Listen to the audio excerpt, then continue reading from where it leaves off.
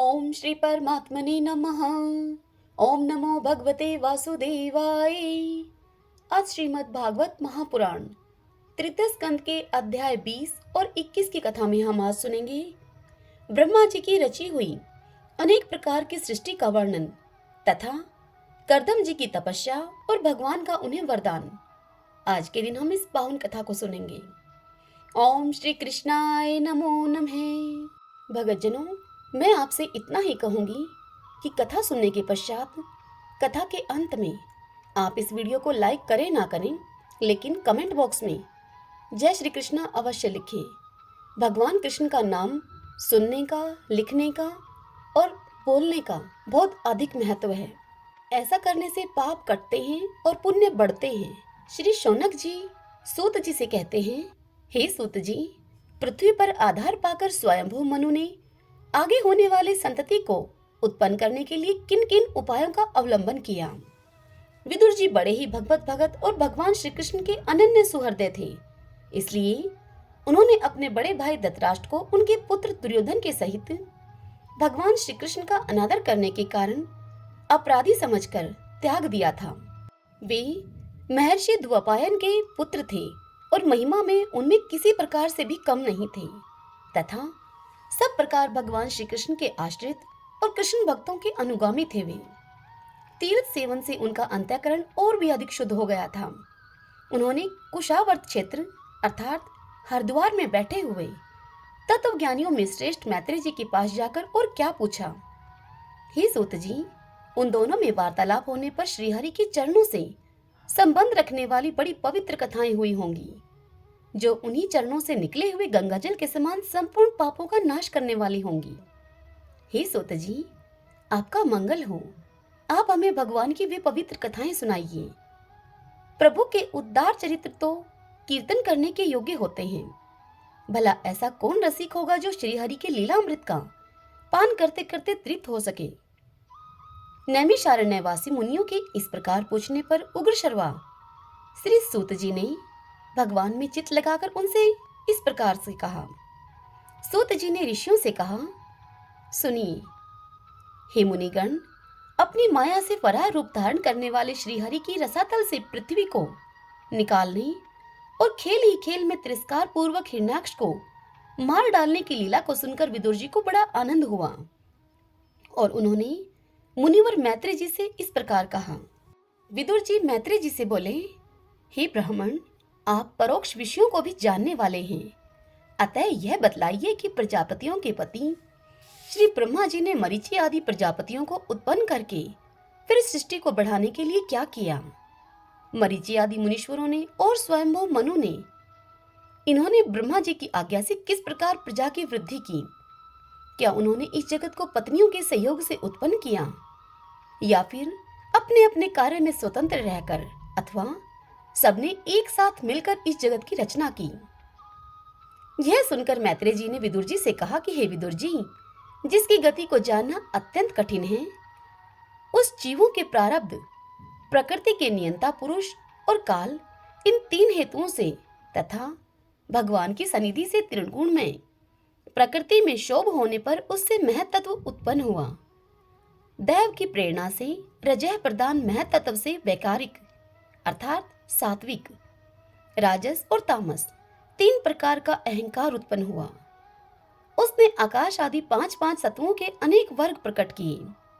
वे सब अलग अलग रहकर भूतों के कार्य रूप ब्रह्मांड की रचना नहीं कर सकते थे, इसलिए उन्होंने भगवान की शक्ति से परस्पर संगठित होकर एक स्वर्ण वर्ण अंड की रचना की। वह अंड चेतना शून्य अवस्था में 1000 वर्षों से भी अधिक समय तक कारणाबधि के जल में पड़ा रहा। फिर उसमें श्री भगवान ने प्रवेश किया। उसमें अधिष्ठित होने पर उनकी नाभि से सहस्त्र सूर्यों के समान अत्यंत देदीप्यमान एक कमल प्रकट हुआ, जो संपूर्ण जीव समुदाय का आश्रय था। उसी से स्वयं ब्रह्मा जी का आविर्भाव हुआ है।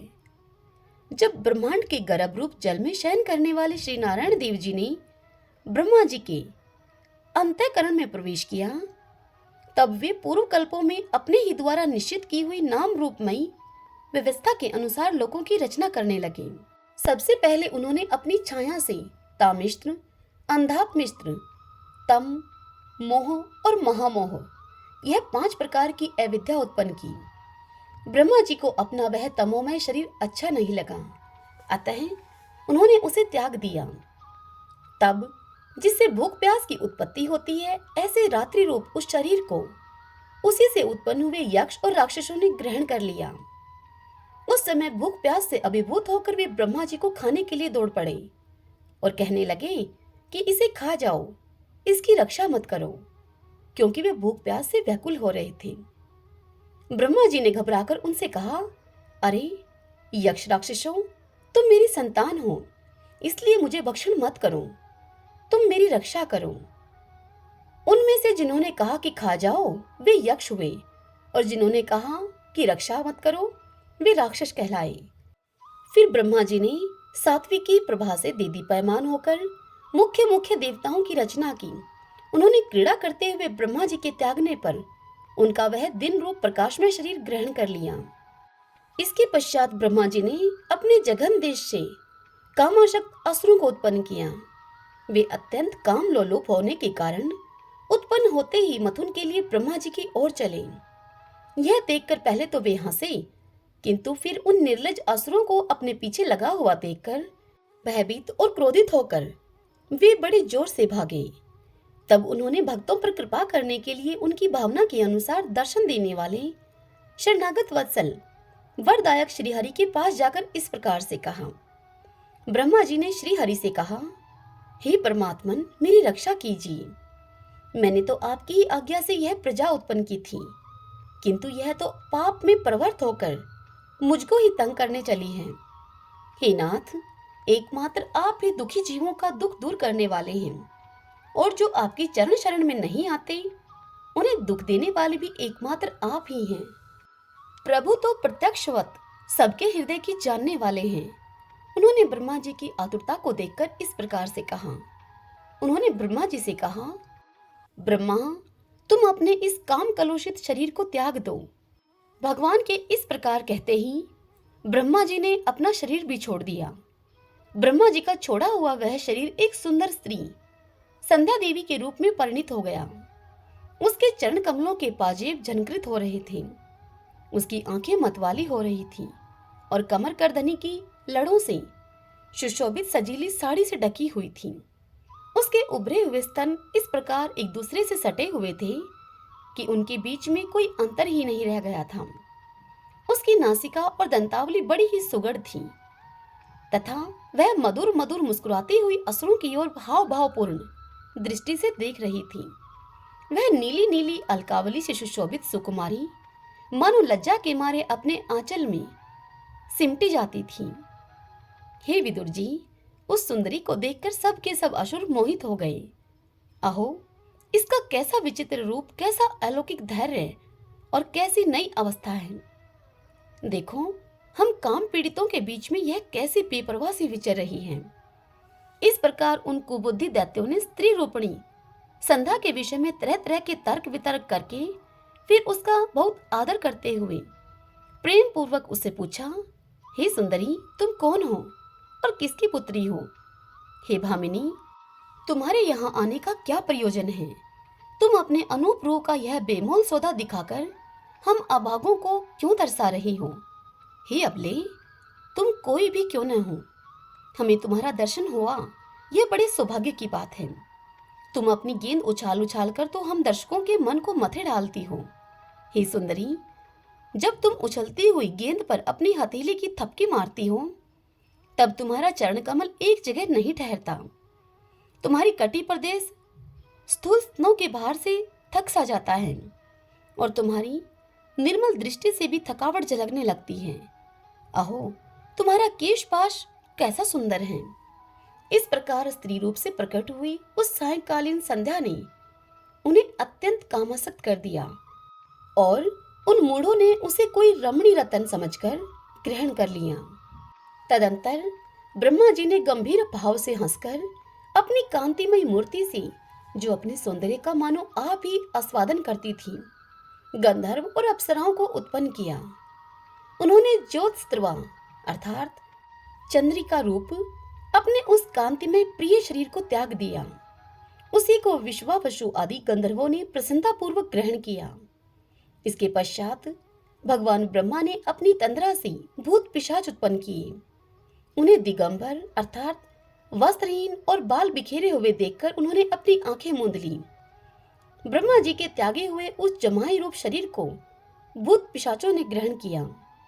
इसी को निद्रा भी कहते हैं, जिससे जीवों की इंद्रियों में स्थिरता आती देखी जाती है।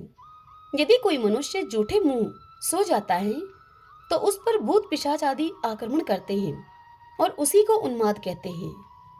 फिर भगवान ब्रह्मा ने भावना की कि मैं तेजोमय हूँ, और फिर ब्रह्मा जी ने अदृश्य रूप से साध्यगण एवं पितृगणों को उत्पन्न किया। पितरों ने अपनी उत्पत्ति के स्थान उस अदृश्य शरीर को ग्रहण कर लिया। इसी को लक्ष्य में रखकर पंडित जन श्राद्ध आदि के द्वारा पितृ और साध्यगणों को कर्मशः कव्य अर्थात पिंड और हव्य अर्पण करते हैं। अपनी तिरोधान शक्ति से ब्रह्मा जी ने सिद्ध और विद्याधरों की सृष्टि की और फिर उन्होंने उन्हें अपना वह अंतर्ध्यान नामक अद्भुत शरीर दिया। एक बार ब्रह्मा जी ने अपना प्रतिबिंब देखा, तब अपने को बहुत सुंदर मानकर उस प्रतिबिंब से किन्नर और किम पुरुष उत्पन्न किए। उन्होंने ब्रह्मा जी के त्याग देने पर उनका वह प्रतिबिंब शरीर ग्रहण किया। इसलिए ये सब उषय काल में अपनी पत्नियों के साथ मिलकर ब्रह्मा जी के गुण कर्मादि का गान किया करते हैं। एक समय ब्रह्मा जी सृष्टि की वृद्धि न हो सकने के कारण बहुत चिंतित होकर हाथ पैर आदि अवयवों को फैलाकर लेट गए और फिर क्रोधवश उस भोग में शरीर को त्याग दिया। उससे जो बाल झड़कर गिरे वह अही हुए तथा उसके हाथ पैर सिकोड़ कर चलने से क्रूर स्वभाव सर्प और नाग हुए, जिनका शरीर फण रूप से कंधे के पास बहुत फैला होता है। एक बार ब्रह्मा जी ने अपने को कृत्य कृत्य सा अनुभव किया। उस समय अंत में उन्होंने अपने मन से मनुओं की सृष्टि की। ये सब प्रजा की वृद्धि करने वाले हैं। मनस्वी ब्रह्मा जी ने उनके लिए अपना वह पुरुष आकार शरीर त्याग दिया। मनुओं को देखकर उनसे पहले उत्पन्न हुए देवता गंधर्व आदि ब्रह्मा जी की स्तुति करने लगे। वे कहने लगे, हे विश्वकर्ता ब्रह्मा जी, आपकी यह मनुओं की सृष्टि बड़ी ही सुंदर है। इसमें अग्निहोत्र आदि सभी कर्म प्रतिष्ठित हैं। इसकी सहायता से हम भी अपना अन्न अर्थात हर विभाग ग्रहण कर सकेंगे। फिर आदि ऋषि ब्रह्मा जी ने इंद्रिय संयम पूर्वक तप विद्या योग और समाधि से संपन्न होकर अपनी प्रिय संतान ऋषिगण की रचना की और उनमें से प्रत्येक को अपने समाधि योग ऐश्वर्य तप विद्या और वैराग्य में शरीर का अंश दिया। ओम नमो नारायण, ओम नमो नारायण। विदुर जी ने मैत्रेय जी से पूछा, हे भगवान, स्वयंभू मनु का वंश बड़ा आदरणीय माना गया है। उसमें मथुन धर्म के द्वारा प्रजा की वृद्धि हुई थी। अब आप मुझे उसी की कथा सुनाइए। हे ब्राह्मण, आपने कहा था कि स्वयंभू मनु के पुत्र प्रियव्रत और उत्तानपाद ने सातों द्वीपों वाली पृथ्वी का धर्म पूर्वक पालन किया था तथा उनकी पुत्री जो देवहूति नाम से विख्यात थी, कर्दम प्रजापति को ब्याही गई थी। देवहूति योग के लक्षण यमादि से संपन्न थी। उससे महायोगी कर्दम जी ने कितनी संतानें उत्पन्न की, वह सब प्रसंग आप मुझे सुनाइए। मुझे उसके सुनने की बड़ी इच्छा है। इसी प्रकार भगवान रुचि और ब्रह्मा जी के पुत्र दक्ष प्रजापति ने भी मनु जी की कन्याओं का पानी ग्रहण करके उनसे किस प्रकार क्या क्या संतान उत्पन्न की, यह सब चरित्र भी मुझे सुनाइए। मैत्रेय जी ने विदुर जी से कहा कि हे विदुर जी, जब ब्रह्मा जी ने भगवान कर्दम को आज्ञा दी कि तुम संतान की उत्पत्ति करो, तब उन्होंने 10,000 वर्षों तक सरस्वती नदी के तीर पर तपस्या की। वे एकाग्रचित्त से प्रेम पूर्वक पूजनो उपचार के द्वारा शरणागत वरदायक श्री हरि की आराधना करने लगे। तब सतयुग के आरंभ में कमल नयन भगवान श्री हरि ने उनकी तपस्या से प्रसन्न होकर उन्हें अपने शब्द ब्रह्मा में स्वरूप से मूर्तिमान होकर दर्शन दिए। भगवान की वह भव्य मूर्ति सूर्य के समान तेजोमयी थी। वे गले में श्वेत कमल और कुमुद के फूलों की माला धारण किए हुए थे। मुख कमल नीली और चिकनी अलकावली से सुशोभित था। वे निर्मल वस्त्र धारण किए हुए थे। सिर पर झिलमिलाता हुआ स्वर्णमय मुकुट, कानों में जगमगाते हुए कुंडल और कर कमलों में शंख, चक्र, गदा आदि आयुध विराजमान थे। उनके एक हाथ में क्रीड़ा के लिए श्वेत कमल सुशोभित था। प्रभु की मधुर मुस्कान भरी चितवन चित्त को चुराए लेती थी। उनके चरण कमल गरुड़ जी के कंधों पर विराजमान थे तथा वक्षस्थल में श्री लक्ष्मी जी और कंठ में कौस्तुभ मणि सुशोभित थी। प्रभु की इस आकाश स्थित मनोहर मूर्ति का दर्शन करके करदम जी को बड़ा हर्ष हुआ, मानो उनकी सभी कामनाएं पूर्ण हो गई हों। उन्होंने से आनंद हृदय से पृथ्वी पर सिर टेककर भगवान को साष्टांग प्रणाम किया और फिर प्रेम परवण चित्त से हाथ जोड़कर सुमधुर वाणी से वे उनकी स्तुति करने लगे। करदम जी ने कहा, स्तुति करने योग्य है परमेश्वर, आप संपूर्ण सत्वगुण के आधार हैं। योग्य जन उत्तरोत्तर शुभ योनियों में जन्म लेकर अंत में योगस्थ होने पर आपके दर्शनों की इच्छा करते हैं। आज आपका वही दर्शन पाकर हमें नेत्रों का फल मिल गया। आपके चरण कमल भवसागर से पार जाने के लिए जहाज हैं। जिनकी बुद्धि आपकी माया से मारी गई है, वे ही उन तुच्छ क्षणिक विषय सुखों के लिए जो नरक में भी मिल सकते हैं, उन चरणों का आश्रय लेते हैं। किंतु हे स्वामिन, आप तो उन्हें वे विषय भोग भी दे देते हैं। हे प्रभु, आप कल्प वृक्ष हैं। आपके चरण समस्त मनोरथों को पूर्ण करने वाले हैं। मेरा हृदय काम कलुषित है। मैं भी अपने अनुरूप स्वभाव वाली और ग्रस्त धर्म के पालन में सहायक शीलवती कन्या से विवाह करने के लिए आपके चरण कमलों की शरण में आया हूँ। हे सर्वेश्वर, आप संपूर्ण लोकों के अधिपति हैं। नाना प्रकार की कामनाओं में फंसा हुआ यह लोक आपकी वेदवाणी रूप डोरी में बंधा है। हे धर्म मूर्ते, उसी का अनुगमन करता हुआ मैं भी काल रूप आपको आज्ञा पालन रूप पूजो उपहार आदि समर्पित करता हूँ। हे प्रभु, आपके भक्त विषयाशक्त लोगों और उन्हीं के मार्ग का अनुसरण करने वाले मुझ जैसे कर्म जड़ पशुओं को कुछ भी न गिनकर आपके चरणों की छत्रछाया का ही आश्रय लेते हैं तथा परस्पर आपके गुणगान रूप मादक सुधा का ही पान करके अपने सुधा पिपाशा आदि देह धर्मों को शांत करते रहते हैं। हे प्रभु, यह काल चक्र बड़ा प्रबल है। साक्षात ब्रह्मा ही इसके घूमने की दूरी है। अधिक मास सहित 13 महीने अरे हैं, 360 दिन जोड़ हैं, 6 ऋतुएं नेमी हैं, अनंत क्षण पल आदि इसमें पत्राकार धाराएं हैं तथा 3 चातुर्मास इसके आधारभूत नाभि हैं। यह अत्यंत वेगवान संवत्सर रूप कालचक्र चराचर जगत की आयु का छेदन करता हुआ घूमता रहता है, किंतु आपके भक्तों की आयु का ह्रास नहीं कर सकता। हे भगवान, जिस प्रकार मकड़ी स्वयं ही जाले को फैलाती, उसकी रक्षा करती और अंत में उसे निगल जाती है, ठीक उसी प्रकार आप अकेले ही जगत की रचना करने के लिए अपने से अभिन्न अपनी योग माया को स्वीकार करके उससे अभिव्यक्त हुई अपनी सत्व आदि शक्तियों के द्वारा स्वयं ही इस जगत की रचना, पालन और संहार करते हैं। हे प्रभु, इस समय आपने हमें अपनी तुलसी माला मंडित माया से परिच्छिन्न सी दिखाई देने वाली सगुण मूर्ति से दर्शन दिया है। आप हम भक्तों को जो शब्द आदि विषय सुख प्रदान करते हैं, वे माइक होने के कारण यद्यपि आपको पसंद नहीं है, तथापि परिणाम में हमारा शुभ करने के लिए वे हमें प्राप्त हों। हे नाथ, आप स्वरूप से निष्क्रिय होने पर भी माया के द्वारा सारे संसार का व्यवहार चलाने वाले हैं तथा थोड़ी सी उपासना करने वाले पर भी समस्त अभिलाषित वस्तुओं की वर्षा करते रहते हैं। आपके चरण कमल वंदनीय हैं। मैं आपको बार बार नमस्कार करता हूँ। मैत्रेय जी कहते हैं कि हे विदुर जी, भगवान की बोहें परिणय मुस्कान भरी चितवन से चंचल हो रही थीं। वे गरुड़ जी के कंधों पर विराजमान थे। जब करदम जी ने इस प्रकार निष्कपट भाव से उनकी स्तुति की, तब वे उनसे अमृतमयी वाणी से इस प्रकार कहने लगे।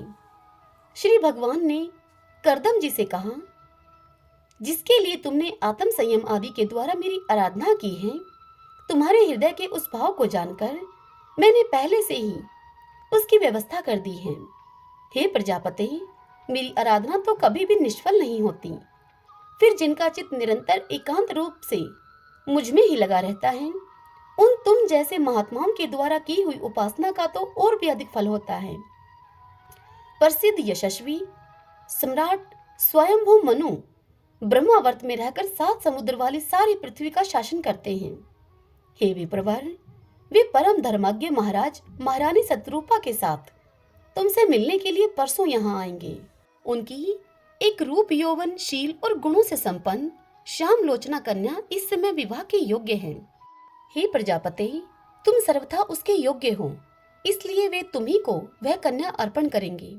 हे ब्राह्मण, गत अनेक वर्षों से तुम्हारा चित्त जैसी भार्या के लिए समाहित रहा है, अब शीघ्र ही वह राजकन्या तुम्हारी वैसे ही पत्नी होकर यथेष्ट तुम्हारी सेवा करेगी। वह तुम्हारा वीर्य अपने गर्भ में धारण करके उससे 9 कन्याएं उत्पन्न करेगी और फिर तुम्हारी उन कन्याओं से लोक रीति के अनुसार मरीचि आदि ऋषिगण पुत्र उत्पन्न करेंगे। तुम भी मेरी आज्ञा का अच्छी तरह से पालन करने से शुद्ध चित्त होकर फिर अपने सब कर्मों का फल मुझे अर्पण करके मुझको ही प्राप्त होगे। जीवों पर दया करते हुए तुम आत्मज्ञान प्राप्त करोगे और फिर सबको अभय दान देकर अपने सहित संपूर्ण जगत को मुझ में और मुझको अपने में स्थित देखोगे। हे महामुने, मैं भी अपने अंश कला रूप से तुम्हारे वीर्य के द्वारा तुम्हारी पत्नी देवहूति के गर्भ में अवतीर्ण होकर सांख्य शास्त्र की रचना करूंगा। श्री मैत्रेय जी विदुर जी से कहते हैं कि हे विदुर जी, कर्दम ऋषि से इस प्रकार संभाषण करके इंद्रियों के अंतर्मुख होने पर प्रकट होने वाले श्रीहरि सरस्वती नदी से घिरे हुए बिंदुसर तीर्थ से, जहां कर्दम ऋषि तप कर रहे थे, अपने लोक को चले गए। भगवान के सिद्ध मार्ग बैकुंठ मार्ग की सभी सिद्धेश्वर प्रशंसा करते हैं। वे कर्दम जी के देखते ही देखते अपने लोक को सिधार गए। उसी समय गरुड़ जी के पंखों से जो शाम की आधारभूता ऋचाएं निकल रही थी, उन्हें वे सुनते जाते थे। हे विदुर जी, श्री हरि के चले जाने पर भगवान कर्दम उनके बताए हुए समय की प्रतीक्षा करते हुए बिंदु सरोवर पर ही ठहरे रहे। हे वीरवर, इधर मनु जी भी महारानी शत्रुपा के साथ स्वर्ण जटित रथ पर सवार होकर तथा उस पर अपनी कन्या को भी बिठाकर पृथ्वी पर विचरते हुए, जो दिन भगवान ने निर्धारित किया था, बताया था भगवान ने, उसी दिन शांति प्रायणा महर्षि कर्दम के उस आश्रम पर पहुंचे। सरस्वती के जल से भरा हुआ यह बिंदु सरोवर वह स्थान है जहां अपने शरणागत भक्त कर्दम के प्रति उत्पन्न हुई अत्यंत करुणा के वशीभूत हुए भगवान के नेत्रों से आंसुओं की बूंदें गिरी थीं। यह तीर्थ बड़ा पवित्र है, इसका जल कल्याणमय और अमृत के समान मधुर है तथा महर्षिगण सदा इसका सेवन करते हैं। उस समय बिंदु सरोवर पवित्र वृक्ष लताओं से घिरा हुआ था, जिनमें तरह तरह की बोली बोलने वाले पवित्र मृग और पक्षी रहते थे। वह स्थान सभी ऋतुओं के फल और फूलों से संपन्न था और सुंदर वन श्रेणी भी उसकी शोभा को बढ़ाती थी। वहां झुंड के झुंड मतवाले पक्षी चहक रहे थे, मतवाले भंवरे मंडरा रहे थे। उन्मत्त मयूर अपने पीछ फैला फैलाकर अर्थात अपने पंखों को फैला फैलाकर नट की भांति नृत्य कर रहे थे और मतवाले कोकिल कुहू कुहू करके मानो एक दूसरे को बुला रहे थे।